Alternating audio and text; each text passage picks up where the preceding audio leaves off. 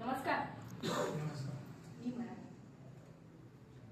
हो, तुमच्या सर्वांसारखंच एक भाषिक मनुष्य, पण जरा वेगळं.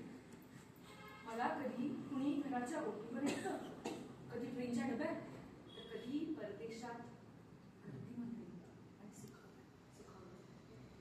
मला कधी शाळेत मुलांच्या वह्यांवरती भेटायचं असतं, तर कधी ऑफिसच्या चहाच्या ब्रेकवर. आता तुम्हाला प्रश्न पडला असेल की तुमच्याशी का बोलू? हो ना, अभिजात भाषेचा दर्जा मिळाला हो मला, म्हणून संवाद साधायला आली तुमच्याशी. पण म्हणाल, अगं मराठी अजूनही जिवंत आहे, सगळीकडे बोलली जाते. हो ना, पण एक गंमत सांगू? अहो, फार मिश्रण झालं इकडे. उदाहरण द्यायचं झालं तर माझी फेवरेट डिश पुरणपोळी आहे बरं का, but you know what, I just don't get time to make it. मी यावर रागवत नाही, पण जरा बघा, मला आठवतं माझा इतिहास किती अभिमानाचा. संत तुकाराम महाराजांनी माझ्या शब्दात देवांची संवाद साधलाय म्हणे. आचार्य अत्रेंनी माझ्या शब्दात लोकांचं मनोरंजन केलं.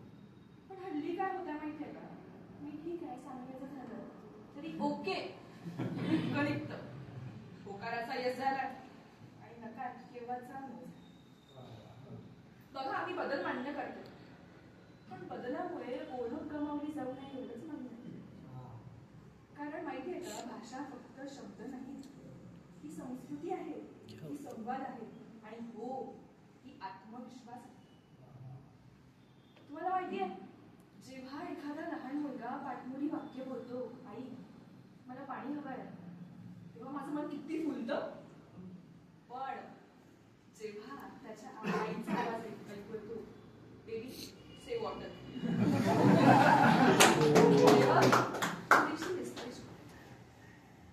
मी तुम्हाला मराठीतून बोलायला सांगते आहे कारण तुमचं प्रतिबिंब आहे. कसं माहितीये का, तुमचं दुःख माझ्या काव्यात दिसतं, आणि हो, तुमचा राग, तुमचं प्रेम, तुमचं वेळ, हे सगळं माझ्या स्वरांमध्ये.